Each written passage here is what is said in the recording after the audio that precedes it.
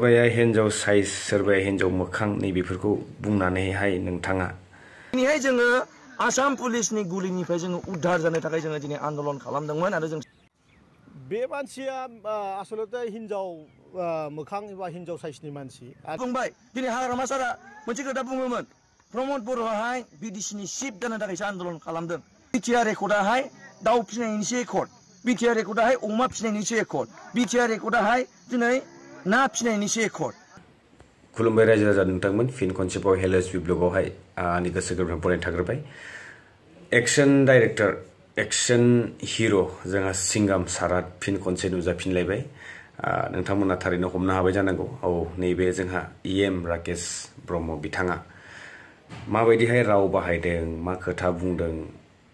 बेसेबांबा गनायथाव नंगौना नङा गनायथावना नंगौना नङा नोंथांमोना बिजिरलायदो नाथाय आंनि नोजोराव जोङो एज अ कमन पिपल जोङो साधारन मानसि आरो जों जोबोद फिसा मानसि अब्लाबो गिदिर गिदिर मानसिफोरा नैबेफोरबायदि राव बायदिसिना सोदोबफोरखौ बाहायोब्ला थारैनो सासे इएम बा सासे एमसिएलए मावफुं सोद्रोमा दैदेनगिरि नेता लिडारफोरा नैबेबायदि हिन्जाव साइजनि मोखां बायदिसिना रावफोरजोंहाय सोरखौबा रुजुनानै मा फोरमायनो सानदों सिएम बिथाङानो दिनै प्रेस डे सेलिब्रेशन खालामनायाव बिथाङा निजेनो बुंदोंमोन गावनि खुगाजोंनो जे माखासे एथिक्सखौहाय नोजोर होनानै दिनैनि मिडियाफोराहाय मोजाङै मोजां सालायलांनांगौ होननानै नाथाय दिनै बिथांनिनो मावफुं सोद्रोमाफोरनि बेफोरबायदि एमसिएलए इएमफोरा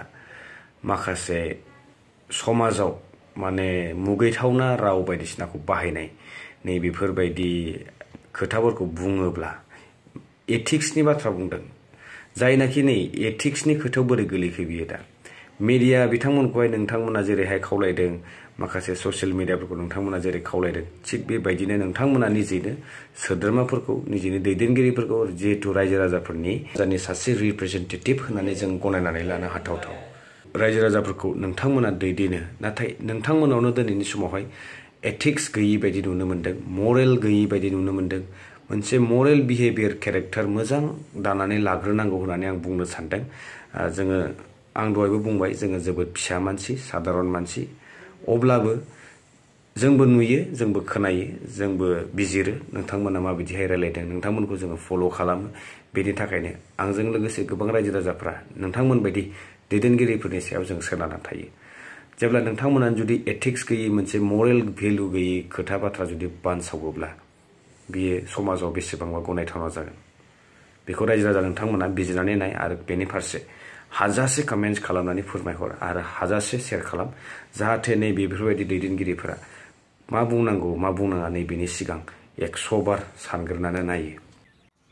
बे मानसिया आसलते हिन्जाव मोखां एबा हिन्जाव साइजनि मानसि आरो एकदम माने फ्रास्ट्रेटेड पार्सन मा टाइपनि मानसि बे बिटिआरआव जोनोम जादों जों बुजिनो हालिया खिन्थु खोथाया जाहैबाय दिनैनि समाजाव दिनैनि जि माने टेन्डार सिस्टेम बे कन्ट्रेक्टर एसोसिएशननि प्रेसिडेन्ट ना सेक्रेटारि होननानै लायो आसलते बे मिथिनांगौ जे दिनैनि टेन्डार सिस्टेमफ्रा 20 लाखनि बाराबानो बिटिआरआव बा बिटिसिआव अनलाइन सिस्टेम हा बेवहाय सोरबा बिलासि भारा नङा बेयाव बम्बेनि सोरबा थिकादाराबो खामानि मोननो हायो जाख्ल'नाय गैयि सरखार बानायनो थाखायनो जोङो 20 लाखनि बारा जिखिनि एमाउन्ट जायो बेखौनो लगालग जों अनलाइन टेन्डार खालामो बेबायदि ओरैबायदि गाज्रि मेन्टेलिटिनि गथ' बेफोरबायदि गथ'फ्रा जे माने बिसोरखौहाय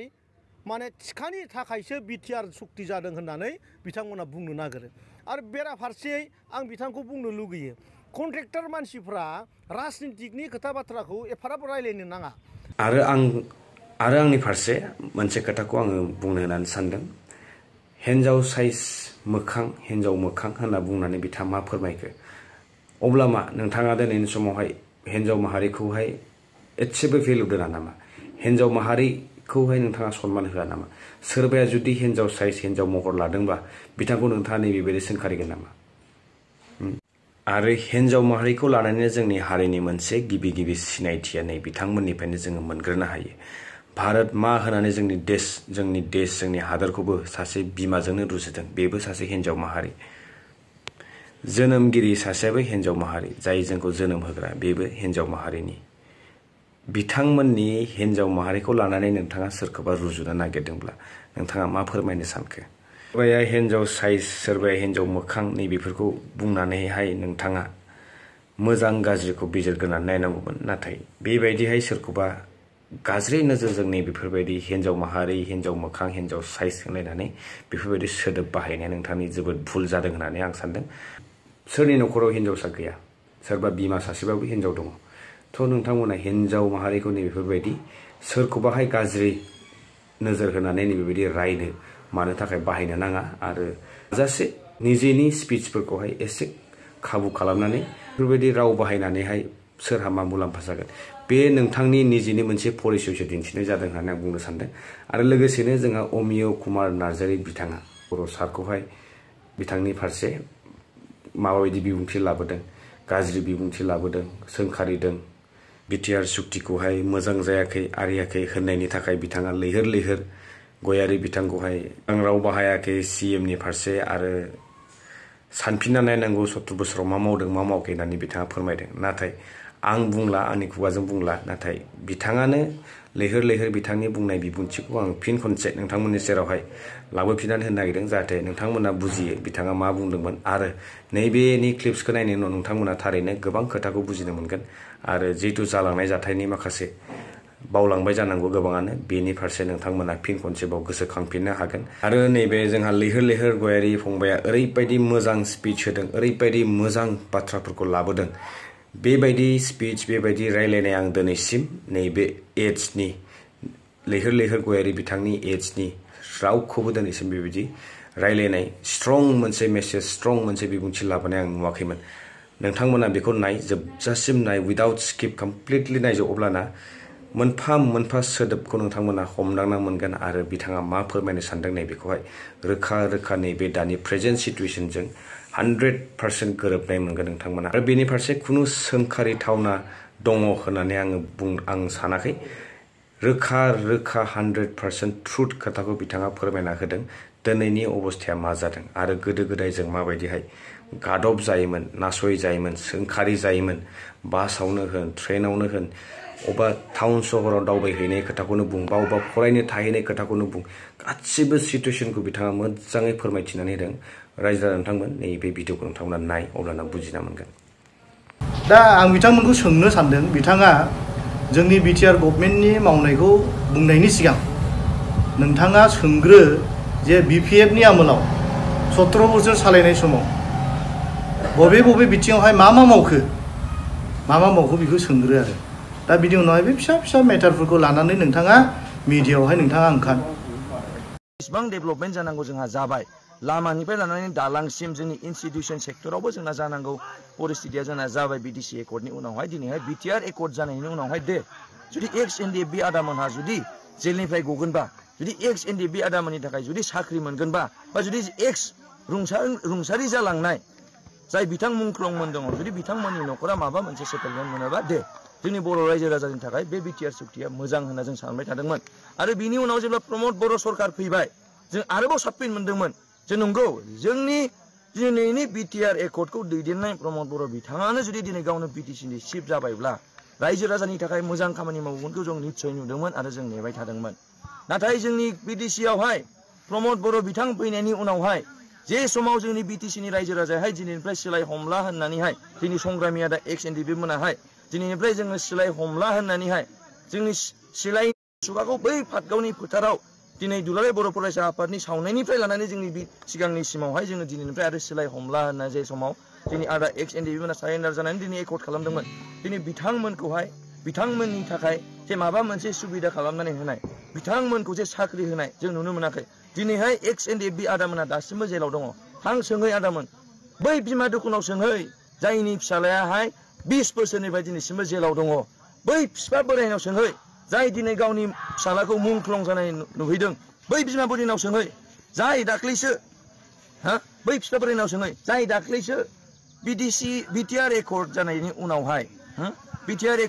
उनावहाय सासे एक्स एनडिएफबि सानै आदा जोंसार आदा जनक जे गावथार जादोंमोन बिनि बिफा बोरायनाव सोंहै जे आयं नोंथाङा दिनैहाय नोंथांनि फिसालाखौ नोंथाङा रुंसारि जालांनाय नुलांबाय नोंथाङा लुगैयामोन नामा जे नोंथांनि फिसालायाबो साख्रि मावनानैहाय दिनै नोंथांनि न'खरखौ नायनाय लुगैयामोन नामा सोङै आदामोनाहाय दिनै बे आयंनि दुखुआव बे गोसोआव माबायदि दुखु जानानै दङ जों रायजो राजाया बुजिनांगोन बेबायदि परिस्थितिखौ सोर लाबोदों दिनैहाय जोङो आसाम पुलिसनि गुलिनिफ्राय जोङो उद्धार जानो थाखाय जोङो दिनै आन्दलन खालामदोंमोन आरो जों सुक्ति खालामदोंमोन जाहाथे जोंनि बर'नि बिर जोहोलावफोराहाय आसाम पुलिसनि गुलिनि शिकार दाजाथोंसै होननानै जोङो दिनै बिटिआर रेकर्ड बड' पिस रेकर्डखौ खालामदोंमोन नाथाय जुदि दिनै जोंनि प्रमद बर' साराहाय जुदि थारैनो जुदि बिटिसिनि रायजो राजानि थाखाय सानमारदोंब्ला थारैनो जुदि दिनैहाय एनडिएफबि आदामोननि थाखाय सानदोंबा बे एक्स एनडिएफबि आदामोनखौ मानो एक्स एनडिएफबि आदामोनखौ दिनै मानो बिटिआर रेकर्ड जानायनि उनाव मानो गावथारहोबावखो आरो दिनैहाय गावथारनायनि उनाव जों सावरायदोंमोन जों रायजो राजाया डिमान्ड खालामदोंमोन जे प्रमद बर' सार जुदि एकर्डनि उनाव जुदि साख्रि मोनखानांगौआनो दङब्ला नैबे गावथार जानाय जे मोननै न'खर दङ आदा जोंसार आरो आदा जनकनि न'खरनि थाखाय माबा मोनसे खालामना होदो बा साख्रिखौ एडभान्स होदो बे समावहाय जों मिथिनो मोनदों जे केजुवेल साख्रि होगोन होननानैहाय जे केजुवेल साख्रिया माब्लाबाबो सरकारि जाया आरो बेयाव जोंना बांसिन मोनसेयाव दुखु नांबावदों जे गावथार जानाय आदा जोंसारनि जाय बिसि आंगो बिसि बिथाङाबो सासे एक्स एनडिएफबोमोन बाजैयाहाय दिनैहाय 17-18 बोसोरावहाय जे समावहाय गावनि बिमा बोराय बुरैनो ओंखाम संना होनांगौ जे समावहाय गावहा एसे उनावहाय हाबा जाना गावनि न'खर संसार गथ' गथाय खांनांगौनि दायित्व सुदोंमोन बे समावहाय दिनै बे आदा जोंसारनि बिसि बाजैयाहाय दिनै गावनि न'खरखौ दसे दोनथ'नानै दिनै हाग्रायाव थांनानै दिनै संग्राम खालामहैफादोंमोन दिनै मानो खालामदों जाहाथे जेबायदि जोंनि बर' हारिया नासयजायो गादबजायो मुगैजायो जों गुबुनजों बै समाव आयं मोना खोन्थानो सोलोंगौ दानि आयं बोराय बुरैफोरा मोनथिगौ जाय खस्थ' मोनबोदों बुङोमोन बै समावहाय जोङो खदैबो मुजुला जायोमोन ट्रेन गाखोनो सान्ति गैयानो गुवाहाटियाव थांनो सान्ति गैया माहायबा गुवाहाटियाव थांनानै फरायहैनो सान्ति गैया जेरावबो गादब जानाय बेफोरनि थाखाय उद्धार जानो थाखाय बा रैखा खालामनो थाखाय दिनै बै जोंनि बर' बिमा जाय दिनैहाय गावनि बिमा बिफाखौ फुजिनांगौ समाव दसे दोनथ'नानैहाय दिनै हाग्रायाव थांना संग्राम खालामहैफादोंमोन दिनै बिथांनो दिनै मारै 4 ग्रेड केजुवेल साख्रि जासिखो जे साख्रिया दर्जा फांनाय जे साख्रिया दर्जा खुलिनाय टेबोल फुगारनाय खोरखि फांनाय दै लाबोना होफैनाय हासिब सुनाय साख्रिखौ सासे एक्स एनडिएफबि जायनि फिसायाबो एक्स एनडिएफबिआव आरो गावथार जाबावनाय बेफोरबायदि बिथांनो दिनै जोंनि प्रमद बर' सारनि नेतृत्वआवहाय दिनै इउपिपिएल सरकाराहाय दिनै बे एक्स एनडिएफबि जाय गावथार जाबाय बिनि बिसियाबो एक्स एनडिएफबिआव बिथांनो दिनै बे बाजैनो मारै दिनैहाय हासिब सिबग्रा साख्रिखौ दिनै प्रमद बर' सारा होनो जासिखो जों गिनाय मोनदों जे जोंनि जे 10 बोसोर उनावहाय जोंनि परिस्थितिया माबायदि जाहैगोन जों गिनाय मोनदों जायनि थाखाय आं खावलायनो सानदों रायजो राजा नोंथांमोनखौहाय जे प्रमद बर'आ जुदि थारैनो जुदि बर' हारिनि थाखाय साननाय दङब्ला बा बिदेशिनि आं बर'नि थाखाय बुंग्रोबाय दे जुदि प्रमद बर' साराहाय जुदि बर' हारिनि थाखाय साननाय दंमारोब्ला बै जाय गिबि मुंख्लं सुजित नार्जारि आंनि गामि बाथिपारायाव दङ आदा सुजित नार्जारि मार्टियार सुजित नार्जारिनि जे मार्टियार समावहाय दिनैसिमबो मानो आदा सुजितनि गांसे फट'खौनो दिनै आदा सुजितनि मार्टियार देयाव खुलिबाय थायो दिनैसिमबो मानो जे 1,50,000 बा 1.5 लाखजों जानाय मोनसे अन्थाइनि मुसुखा आदा सुजितनि मोखांखौ दिनैसिमबो मानो दानानै हैयाखै थां आदामोनाहाय बै बाथिपारा गामिनि लामा सेरावहाय मोनसे फाख्रि गिदिर दंफां दङ बिनि खाथियावहाय आदा मार्टियार सुजित नार्जारिनि मोनसे मुंख्लं खाम्फा दङ बेयावहाय दिनै गावनो आन्दलनकारि जाय दिनैहाय आदा सुजितआ बड'लेण्ड मुभमेन्टनि गिबि मुंख्लं मार्टियार सुजित नार्जारि जाय दिनै बड'लेण्ड आन्दलन खालामनायाव गिबि मुंख्लं जादोंमोन दिनैहाय बे प्रमद बर' सारा एथ'ग्राब आन्दलनकारि मानसिया दिनै बर' हारिनि थाखाय इसेबां सानग्रा मानसियाहाय जुदि बर' हारिनि थाखाय दासिमबो साननाय दंबावोब्ला दिनै बे आदा सुजितनि मार्टियार समाव दिनैसिमबो मानो अन्थाइ मुंख्लं मानो आदानि थाखाय लुनानै हैयाखै दा बेफोरखौ नुनानैहाय जों लाइमोनफ्रा गिनाय फैदों आरो जोंनि रायजो राजाबो गिनाय फैदों जे प्रमद बर' सारा बै समावहाय इसेबां गिदिर बाथ्रा बुंबाय दिनै हाग्रामा सारा मोनसे खोथा बुङोमोन प्रमद बर'आहाय बिडिसिनि चिफ जानो थाखायसो आन्दलन खालामदों बे समाव जों हाग्रामा सारखौ रागा जोनोमोन ओइ हाग्रामा सार नोंथाङा पलिटिक्स खालामबाय था जोंनि आन्दलनकारि बिथांमोनखौ नोंथाङा जेबो दाबुं नोंथाङा पलिटिक्सनि मानसि जों आन्दलन खालामनांगौ जों आन्दलन खालामगोन बे समाव रोजा लाख जोंनि बर' रायजो राजायाहाय दिनै राजा लामा जथेहैदोंमोन रेल साइडजों जथेहैदोंमोन दिल्लीयाव थांनो थाखाय एसे एनै फैसा खांनानै हरदोंमोन हराखै होनबा दा हरदोंमोन दिनै दाउ फाननानै दिनै एमाव देनानै दिनै आंना बुंनाया भुल जानाय नङा सोरबा जौ फाननानैबाबो दिनैहाय आन्दलनाव एसे कन्ट्रिबिउसन होबोदोंमोन दिनै बे आन्दलनकारि बिथांमोननि थाखाय दिनै जोंनि प्रमद बर'आ मा खालामदों बिटिआर रेकर्डनि उनावहाय BTR एकर्डिं उनावहाय जे BDC सरकार आमार UPPL सरकाराहाय परिबर्तन नाम लानानै दिनै BTC गभर्नमेन्ट जाबाय नाथाय नोंथांमोननि परिबर्तना बे दाउ फिसिनाय अमा फिसिनाय बोरमा फिसिनायानो नामा नोंथांमोननि परिबर्तनाहाय दाख्लै गोबां रायजो राजाया बुंदों जे थार बाथ्राखौ बुंनो थाङोबा BTR रेकर्डआहाय दाउ फिसिनायनिसो रेकर्ड BTR रेकर्डआहाय अमा फिसिनायनिसो रेकर्ड BTR रेकर्डआहाय दिनै ना फिसिनायनिसो रेकर्ड रायजो राजाया बुंदों जे BTR रेकर्डआ जुदि थगायजानाय नङाब्ला दिनैसिमबो मानो फंसेबो खुन्थिया गायसनजायाखै दासिमबो बुङो प्रमद बर' सार दाहाय बुंहरगोन बियो सोरबा सोंबा बुंगोन जोंनाथ' हाबबायना गामिया BDCनि बायह्रानि गामिया हाबबाय आरो 42 गामिया हाबबाय 41टा दिनै हाबनांगौ गामिया दिनै 5000निफ्रायबो बांसिन गामिमोन नङा होमबा दा दिनै 5000निफ्राय बिथाङा मारै 41टाल' गामि दिनै सोसनखो बेनो नामा जोंनि प्रमद बर' सारनि UPPL सरकाराहाय जे परिबर्तननि नाम लानानै दिनै सरकार सालायदोंमोन आदा मोना नाय जे जोंनि BDCआवहाय मोनसे परिबेस फैदोंमोन बैसाग मास समावहाय जे ब्रिडिं सिजन नाया जेब्ला उदैयाव दावदै दं बे समावहाय नाखौ हमबा जुरिमाना होनांगौ हयथ' जेलाव थांनांगौ नङाबा 10,000 थाखा होनांगौ जों रायजो राजाया बयबो खोनाजोबदों बे जों मानिबाय नोंथांमोना नोंथां प्रमद बर' सार नोंथाङा जुदि नानि जिउनि थाखाय जुदि इसिबां सानदोंबा नानि जिउनि निरापत्तानि थाखाय बा रैखाथिनि थाखाय जुदि इसिबां DC खौनो सिन्थाय EM खौनो सिन्थाय बिथाङा बावहाय लागायना होदों जे नाखौ रावबो दा हमथों होननानै नोंथाङा जुदि नानि थाखाय इसिबां प्रटेक्शन होनो हाबायबा नोंथाङा बै आदा XNDFनि जिउनि थाखाय मानो प्रटेक्शन होआखै नोंथाङा बै बिमा बुरिनि मेगननिफ्राय जे मोदैजों लुनाय बै मोनसे फिसा थुरिनि न' चिरांनि लावखुरिगुरि आरो चिरांनि अन्यान्य गामियावहाय लुनाय न'खौ जे नोंथांनि सोलिबाय थानाय सरकारनि जे सिबिया जे बिथांमोननि न'खौ जे सिफायहैदोंमोन बे समाव नोंथाङा मानो रैखाथि होनो हायासै जोंनि BDCनि बा बर'नि